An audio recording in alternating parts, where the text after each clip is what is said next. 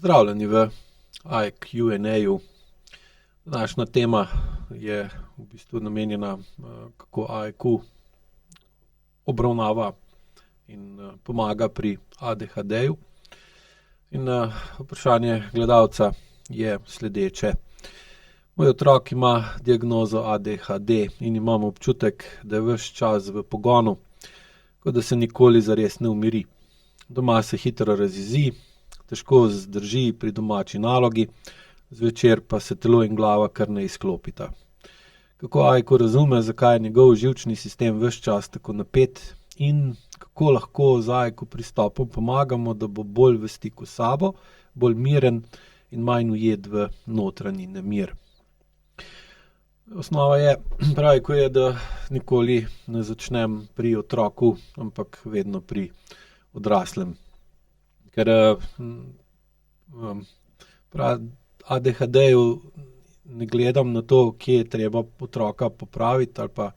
na njega vplivati, da se spremeni, ampak gledam na odraslega in na pogoje, ki so doma, v katerih otrok živi in raste in se ponavljajo. Ker ADHD je kronično stanje, torej mora biti tudi vpliv okolja na otroka s tem stanjem kroničen, kar pomeni, da se določeno vedenje, določeni odnosi, določeni vplivi ponavljajo in seveda potem sprožijo ali pa večja je verjetnost, da do izbruha pride, kar ne pomeni seveda, da je odrasla oseba kriva za ADHD pri otroku, ampak pomeni pa, da ima okolje, ki ga primarno ustvarjajo ali pa bi morale na njega vplivati odrasle osebe v tem družinskem okolju, velik vpliv na to, koliko se ta otrokova razpršenost, nemir, impulzivnost ali pa odpor doma okrepijo ali pa umirijo. Zato seveda IQ najprej uči odraslega, da bolje čuti sebe, bolje čuti, kako je in kaj dela, ker s tem seveda lahko potem bolj zazna, kako on vpliva ali pa bi moral vplivati, pa ne vpliva na to, kakšno je okolje in kako seveda potem ta določena oblika napetosti in dinamike v okolju večja ali manjša verjetnost za ADHD. Ker ADHD ni samo stvar volje ali pa discipline, ker otrok, ki ima to stanje, enostavno ne more narediti tega, kar odrasli od njega pričakuje, tudi in ko razume navodilo, ki ga je dobil, ali pa pričakovanje, ki mu je bilo dano. Ker težava nastane pri tem, da enostavno ni dovolj sposobnosti zadrževanja pozornosti, prehajanja iz enega v drugo stanje, čakanja, zaviranja ali pa ustavljanja popačitve impulza ali pa prenašanju naloge, ki nima takojšnje in močne povratne energije, ampak zahteva, je recimo povratna informacija ali pa vzrok pa posledica so si bolj oddaljene in zahtevajo več potrpežljivosti, vztrajnosti in razumevanja. In če tega, ker tega v otroku ni, ali pa je tega premalo, je seveda smiselno, da se pogleda, kako je s tem pri staršu,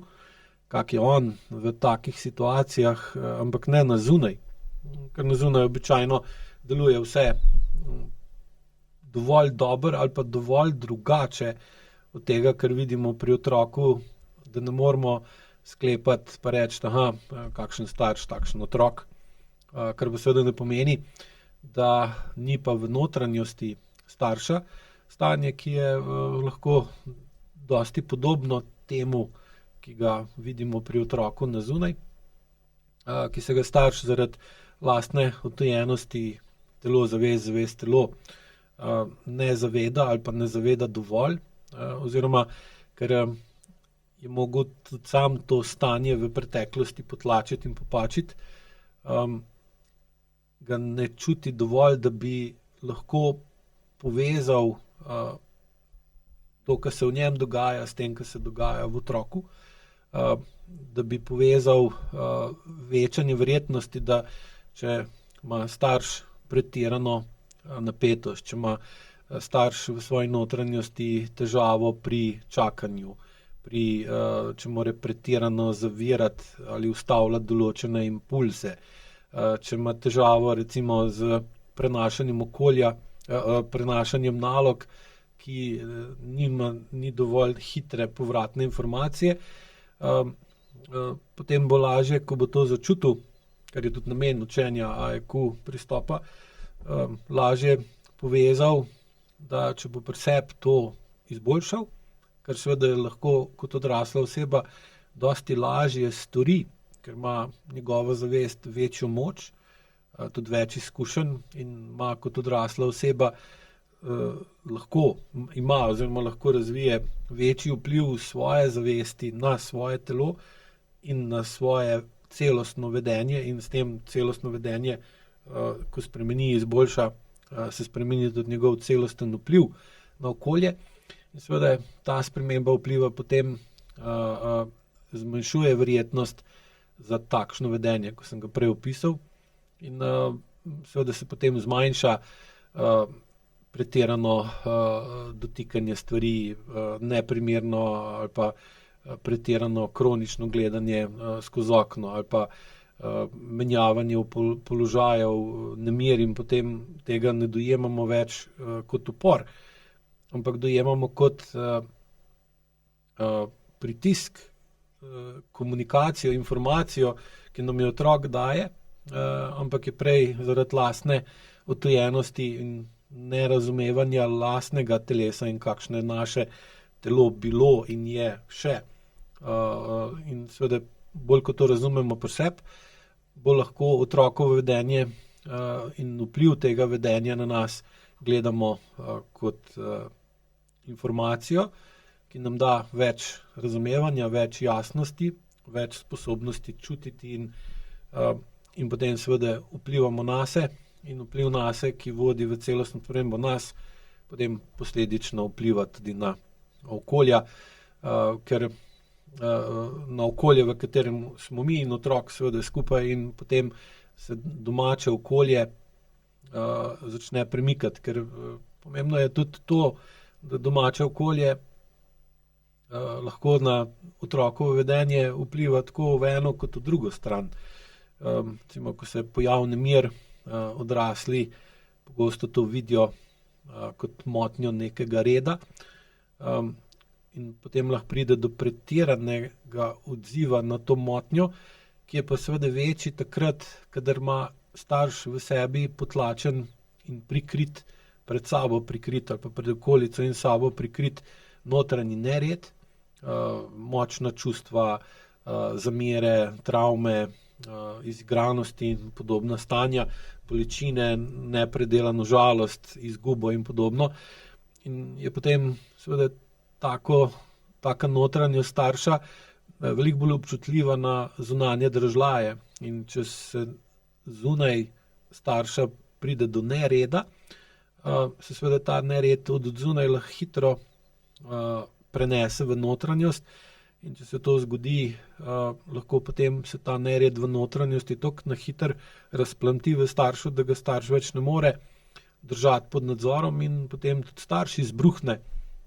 nad otrokom ali pa nad nekom drugim. In seveda potem se ta nered kaskadno širi in potem je logično tudi, da se tak starš vede ali ne vede, odzove na nek način skoraj alergično na motnje reda v njegovem okolju, ker je pa otrok z ADHD-jem definitivno predstavlja to. In takrat se v staršu lahko zelo močno dvigne pritisk, spremeni dihanje, trebuh se mu recimo zakrči, glas se mu spremeni, navzven se lahko zadrži, znotraj pa postane vedno bolj trd in napet, zato da se lahko zadrži,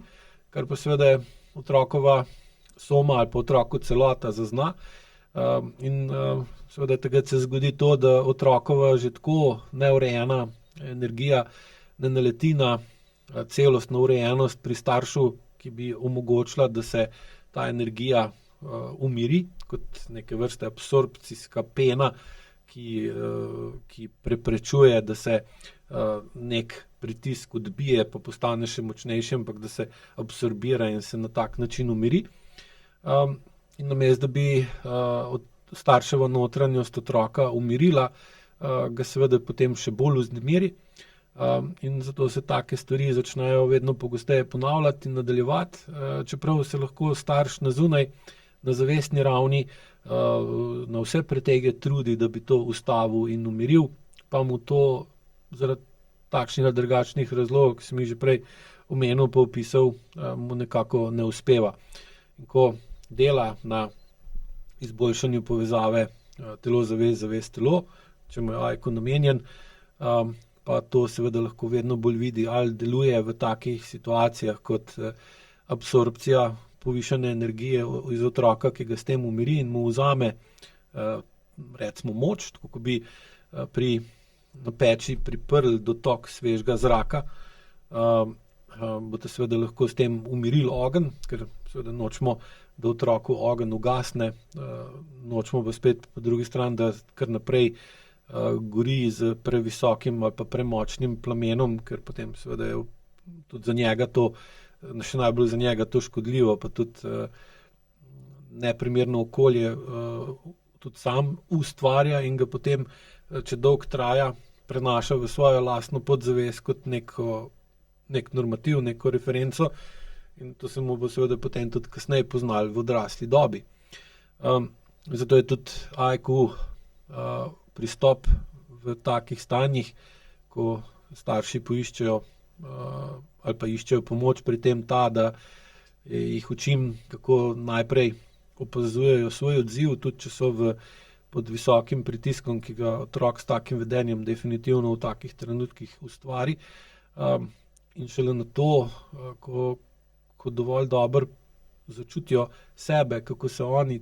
bolj kot celota odzovejo, opazujejo pa otrokovo vedenje. Ker tukaj pravi, ko nikoli ni ključno vprašanje, kaj naj otrok naredi drugače, ampak je enako ali pa še bolj ključno, ker imamo seveda večji vpliv na sebe, kot na kogarkoli druga v našem življenju, to, da se vprašamo, kaj se dogaja z mano in kaj se v meni zgodi, da veča verjetnost, da otrok zgubi stik z nalogo, z mejami, z predhodnim dogovorom, kaj se dogaja z mojim dihanjem, kaj se dogaja z mojim vratom, kaj se dogaja z mojim trebuhom, kako hitro začnem pritiskati na sebe ali pa na otroka, kako hitro poskušam z razlago ustaviti vse skupaj bolj s pritiskom razuma kot z vplivom telesa, ker razlaga še vedno prihaja iz uma in razuma, ki pa ni nujno povezana s telesom, in potem poskušamo z umom ustaviti otrokovo telo, namesto da bi svojim telesom, ki bi bil bolj ustavljen, bolj umirjen, pomagali otrokovem telesu, da bi se umiril in posledično seveda tudi ustavil. Ali pa, če gremo, ko dejansko izgubimo živce v grožnje, v prošnje, ali pa umik, ker seveda, ko se umaknemo, to otrok lahko dojame in običajno tudi dojame,